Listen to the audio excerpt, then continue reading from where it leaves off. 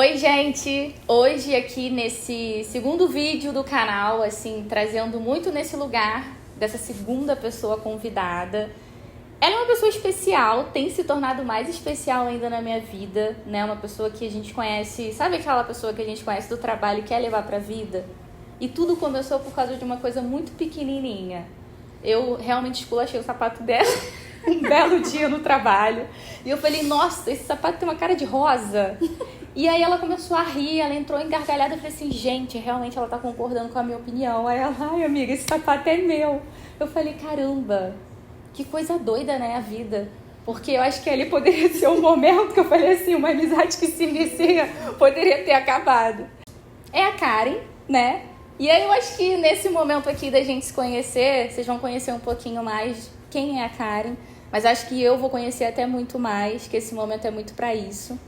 E assim, eu acho que de primeiro momento, né, quando a gente... Calma, você contou só um pedacinho da história, né?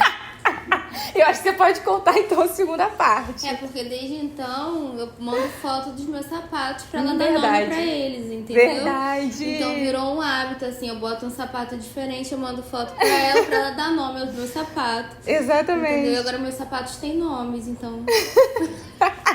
Mas é muito isso mesmo. A segunda é Solange, terça é Gabriela, né? Isso. Quarta e assim vai indo, né? Sônia hoje. Exatamente. E assim, eu acho que esse primeiro lugar assim que a gente teve, eu quis muito trazer você aqui pro canal, né? Pra gente poder trocar essa ideia. Porque eu acho que é muito do que eu falo, né? A gente conhece o outro através de onde ele vem. E de onde você vem?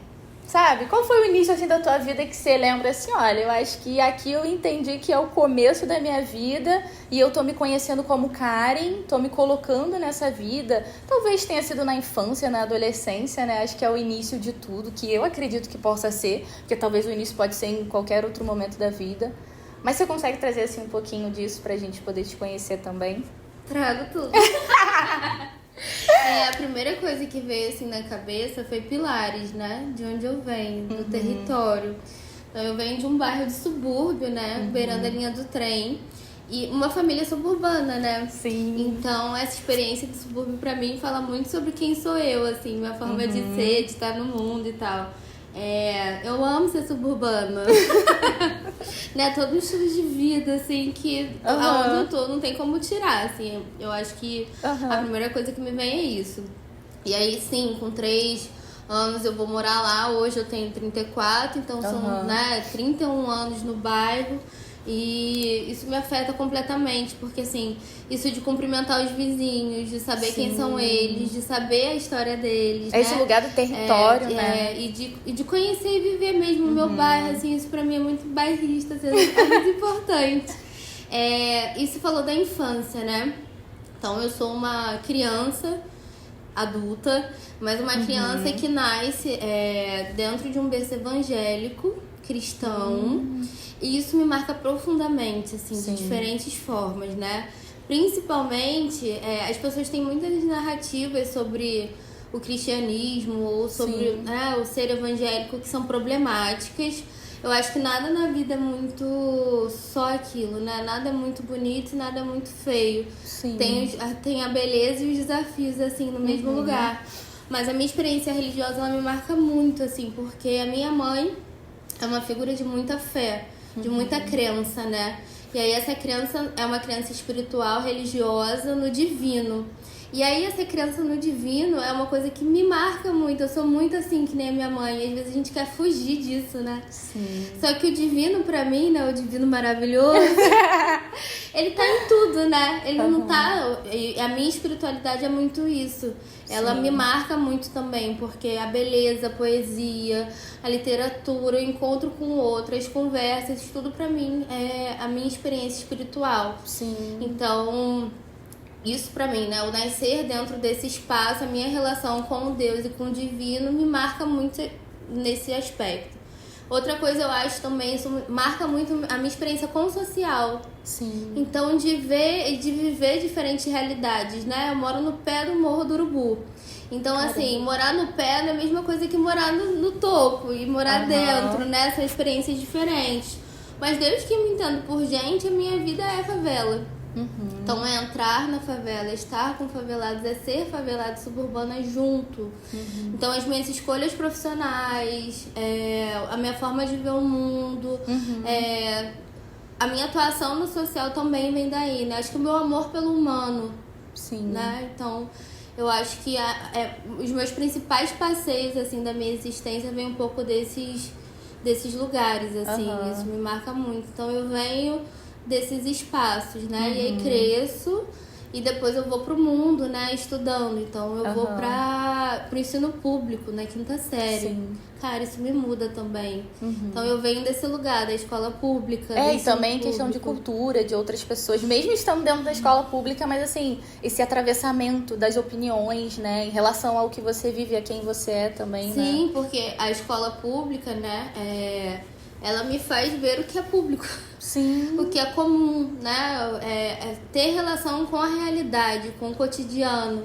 Então, se eu vivesse talvez no ensino particular, eu ia estar na bolha, né? Talvez eu fosse outra pessoa. Nossa, você falou um ponto legal. Eu acho que eu vivi muito isso também quando eu estava na escola pública.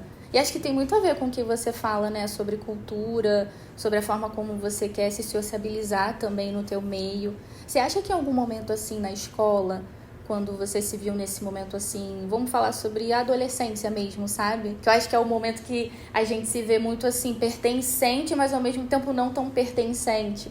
Você acha que ali você entendeu, caramba, eu não sei se eu tenho um espaço ou estou tentando ocupar esse espaço na minha vida em relação às pessoas? Na adolescência eu senti muito que eu não tinha um espaço, assim, né? Eu fui uma adolescente que... Na verdade, eu tinha um espaço, mas era um espaço muito meu. O meu espaço na adolescência era o espaço da biblioteca. Interessante. Era o espaço no meio dos livros, era o espaço perto dos professores.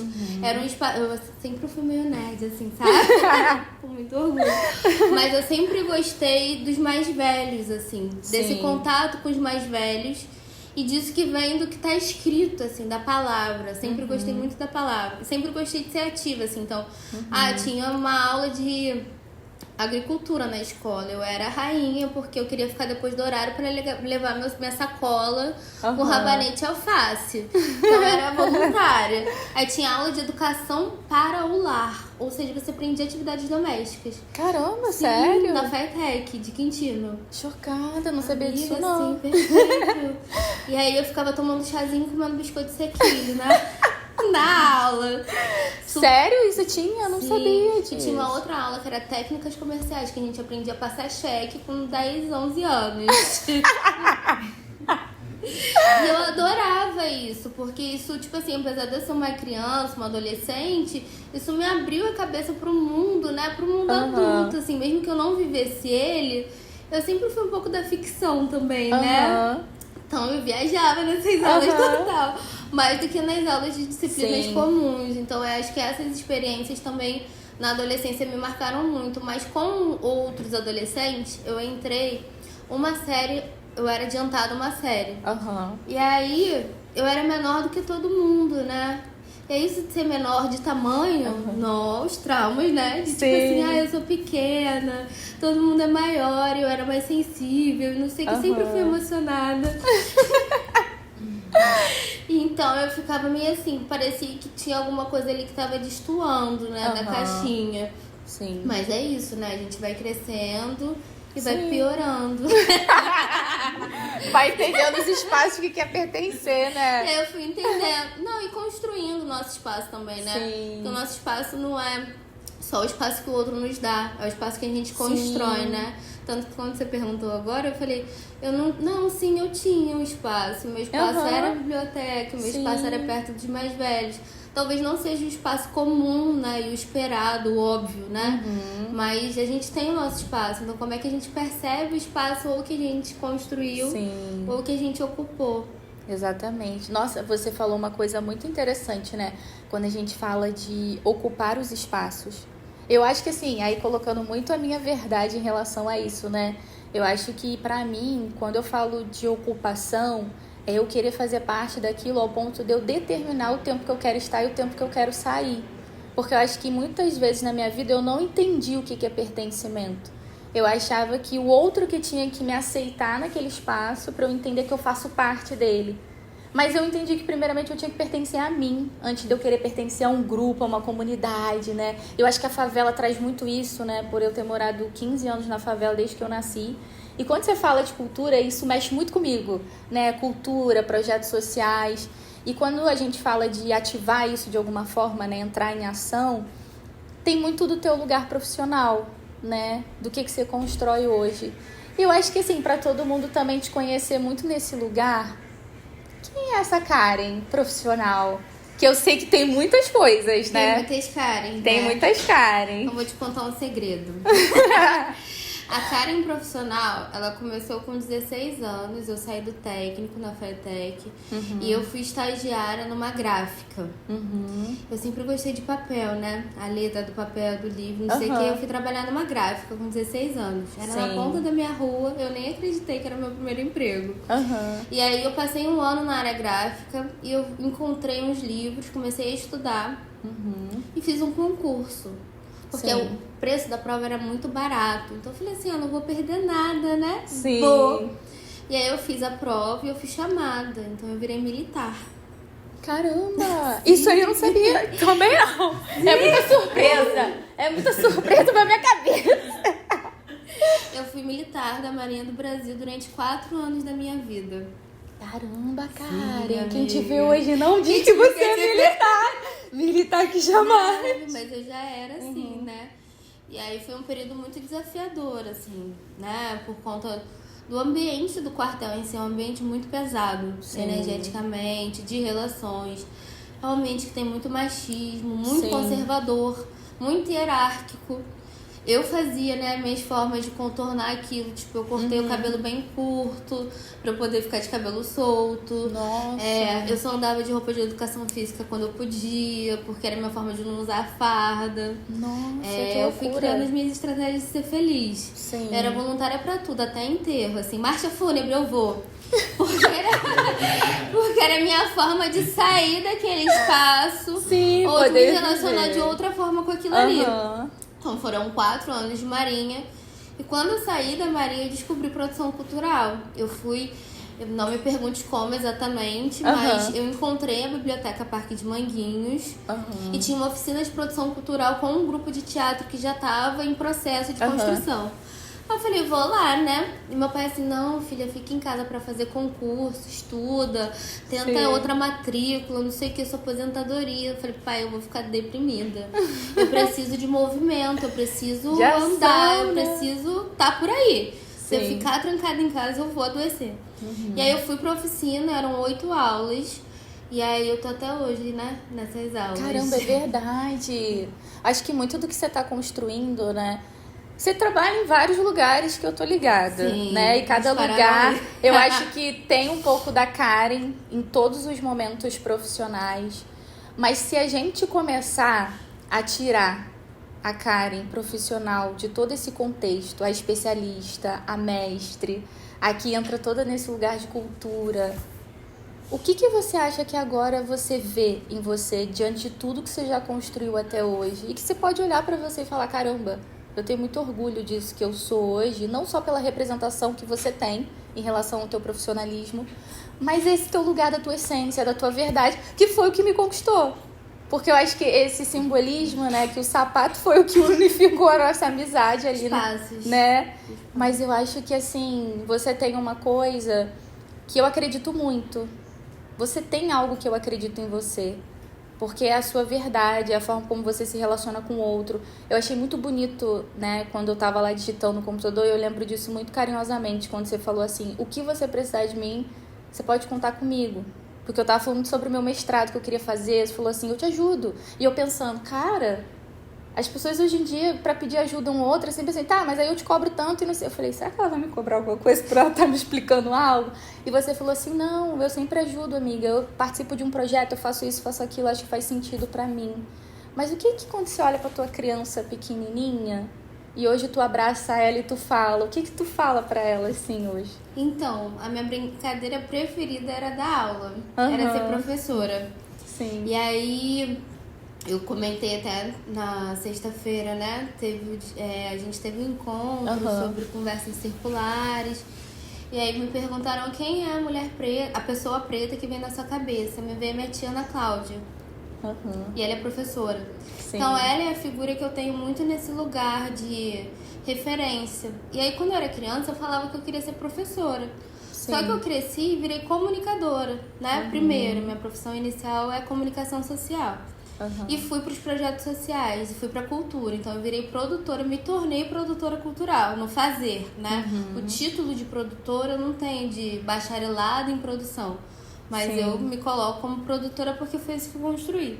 E aí eu dei volta na vida. E hoje em dia eu sou docente, né? E aí eu sou docente, só que eu acho que essa palavra é muito pesada, assim. Porque eu acho que necessariamente ela me define.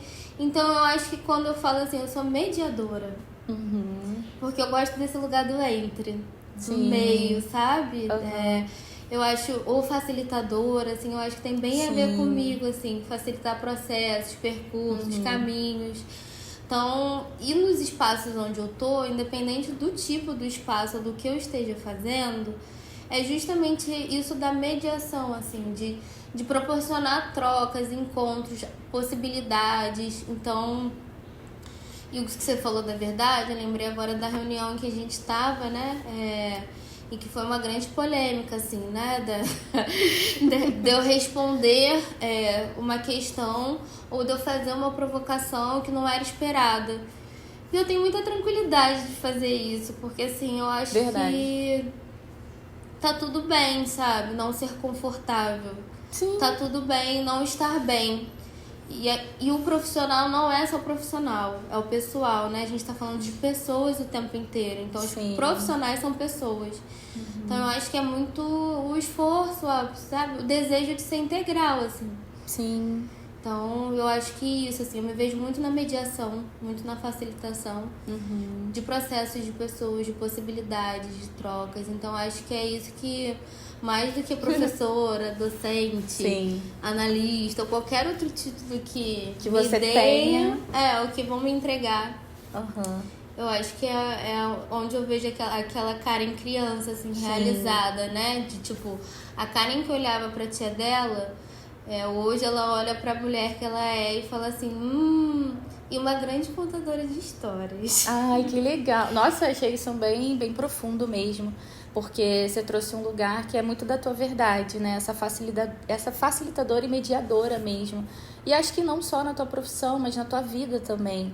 Acredito muito que todas as pessoas que chegaram ou estão chegando agora na tua vida, você sempre deixou os caminhos abertos para que elas realmente estejam, permaneçam, ou se quiserem ir, tá tudo bem. Acho que isso que você falou é uma coisa que eu fui aprendendo de 2 anos pra cá. Porque eu tenho 30 anos, então de 2 anos pra cá eu falei, caramba, eu acho que eu preciso entender que o desconforto também tem que ser um lugar que eu preciso estar confortável, até pro desconforto. Porque às vezes eu vou ouvir coisas que eu não vou achar legal. Mas se eu puder dialogar de uma maneira tranquila, que eu acho que foi muito que eu vi com você em alguns posicionamentos, no nosso trabalho, na nossa vida, em tudo que a gente acredita, eu falei, caramba, eu acho que a vida também é sobre isso. Não dá pra eu querer tudo do jeito que eu quero, mas também não dá pra eu deixar tudo sair de qualquer jeito que o outro queira, porque senão não vai fazer muito sentido pra mim, né? E assim, quando a gente fala um pouquinho, né, dessas nossas conexões da vida, né, de tudo que a gente constrói e está construindo, se hoje você vê esse teu futuro que é o teu presente, o que você está querendo construir a partir do que você já tem? Existe alguma coisa assim? Porque eu gosto de falar muito de um futuro agora. Eu não gosto de falar de um futuro que ainda não chegou. Mas existe alguma coisa, um desejo, uma coisa que desperta dentro de você que você fala, caramba, acho que agora eu tô querendo ir pra esse caminho aqui que tá fazendo mais sentido pra mim? Essa pergunta é forte, né? Ela é forte. Ela é forte, de um futuro agora presente, né? Porque o futuro é passado também. Nossa, isso é uma perspectiva muito boa também. O Sankofa, ele tem me procurado, assim, eu tenho encontrado com ele nesses últimos tempos, assim, né? De volte e pegue, né? Sim. De olhe para suas raízes, olhe para o seu passado. E hoje eu tive uma experiência dessa também, né? Num processo que eu facilitei com as mulheres da roda de mulheres de Caxias. Sim. Então hoje a gente fez o circuito da herança africana, que eu recomendo a todo mundo que faça uma vez na vida. E o Sankofa apareceu várias vezes. Então acho que essa pergunta tá um pouco nesse lugar também, Sim. dele aparecendo novamente. E aí o que eu sinto assim, em relação a isso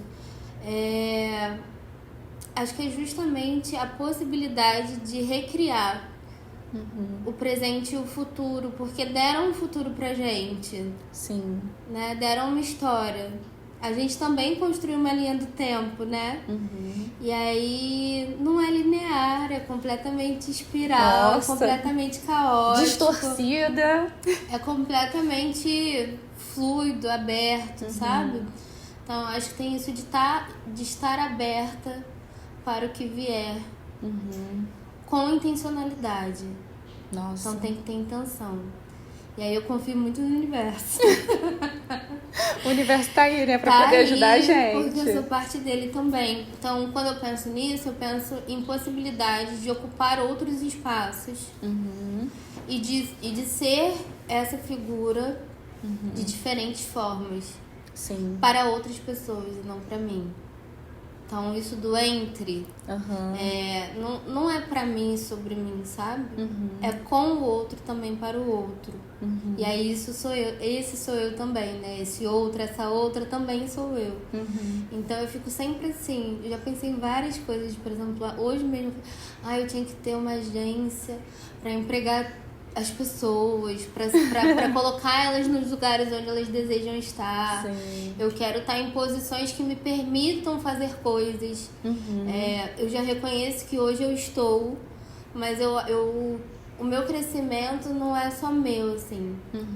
Eu sinto que quando eu vou, vem comigo, né? Eu tô junto, acompanhada, então eu tô povoada sempre. Sim.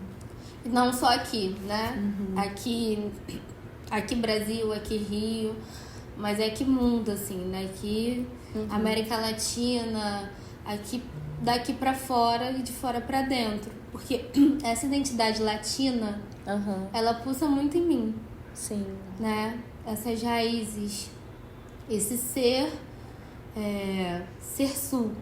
Então, que eu acho que eu brinco sempre assim, eu sou suburbana. Sim. Então, esse sul, né? Esse sul, essa identidade coletiva de América Latina, América do Sul, ela fala muito sobre essa fervência que eu tenho dentro. E eu vejo muito isso em você, sabe? O seu brilho, a sua espontaneidade, a sua abertura, a sua disponibilidade pro outro, a sua necessidade de comunicar.